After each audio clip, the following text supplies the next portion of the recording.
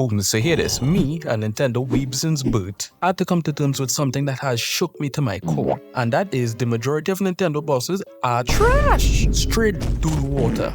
Now hold your ass up a second there, little buddy. Before you click off like a little dog, let your boy cook for a second. This video isn't to say all Nintendo bosses are ass. Trust me, when Nintendo gets bosses right, they be hitting like Solange in an elevator. Like for example, Fury Bowser from Bowser's Fury, Colossus from Skyward Sword, all 4 phases of Ganondorf in Twilight Princess, Captain K. Rool in Diddy Kong Quest, and Baby Bowser from Yoshi's Island. All of these are certified hood classics. But my problem is, for every one high quality boss you encounter in a Nintendo game, there's like 7 Mario Wonder Bowser Jr. boss battles to follow. In other words, they are more trash than good. And that brings me to my first point that I like to call: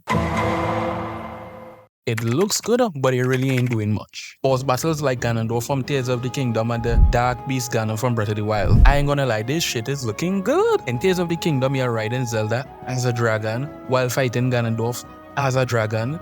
That shit is badass. Go back in time and tell a Zelda run from like 2012 around so that this kind of shit is gonna play off in a Zelda game. They're gonna grow extra chromosome from sheer excitement alone. Shit, I might be too. But when you really look at what you're doing in the grand scheme of things, you ain't doing a goddamn thing. I understand it may be hard to come up with a concept gameplay wise for a normal sized boy to realistically fight a dragon that is approximately the size of 2 rod waves. But the fact that you had another dragon there that you could, I don't know, make the player actually control and fight to make the battle a little more interesting was a missed opportunity in my opinion. I don't know if what I'm saying makes sense because I ain't no game dev. But one thing I do know is that Nintendo did not cook with these 2 boss battles. And by online opinion, I ain't the only one that shares this opinion. Other offenders of this trope is Morphle from Twilight Princess, Megalegs from Galaxy, and Kingfin from Galaxy. The battle looks good, but little to almost nothing goes on in there. Next, I want to touch on the consistent reliance of repeating bosses in the same game. But watch this. Bowser was fought 3 times in Galaxy 1 and 2. Girahim fought 3 times in Skyward Sword. The Imprisoned fought 3 times in Skyward Sword again. That's 6 bosses in one game that is just a bunch of repeats. And to me, this is just lazy. Not to mention the Scorpion boss was repeated twice as well. So that's 7 bosses in this one game that are just complete repeats. It's like Nintendo be making some fire-ass game and then they say to themselves, hold on. We can't make the game too good now. We can't have the player actually getting value for their money now. That's absurd. Sprinkle some trash-ass, booty-ass bosses in some of them. We don't care. We're still gonna get a 10 out of 10 masterpiece. But all of that ain't the end of my list of repeat bosses. Still, we got Super Mario Wonder. Because someone on Nintendo saw it fit for us to fight Bowser Jr. not once, not twice, not 3, but 4 times. And when I saw this, I was like, nah, boys, I gotta make a video for all 291 of my subs because this is ridiculous. Next, I want to shine a light on people who watch my vids but do not sub. In other words, go ahead and hit that subscribe button for your boy. Moving on.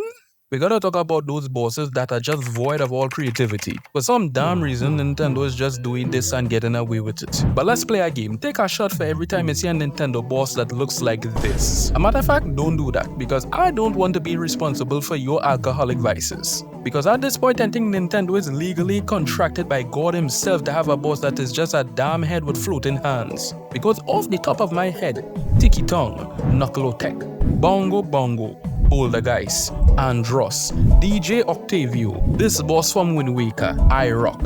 And Nintendo had the all-friggin' audacity to do the same thing for the final boss on Super Mario Bros. Wonder. A 2023 game and you're still thinking, yeah, a head and hands, good. Ship it out just like that. And some of y'all gonna be in the comment section like, but future, they're all different. They are defeated in their own unique and original way. Shut up. Well, boy, in all my 28 years of playing Nintendo games, is either one of 2 things these bosses are killed by. Number 1, aim for the hand, or number 2, aim for the head. It never deviates from that format. And as much as it pains me to say that, it's just lazy. Gone are the days of getting hyped for a boss battle like Baby Bowser in Yoshi Island. My boys, when I tell you, every time I hear that first guitar riff at the beginning of the boss battle, my tallywhacker immediately stands at attention. Because I know I am in for a good boss battle. Because it was nothing I've never seen before in any other game or in this game.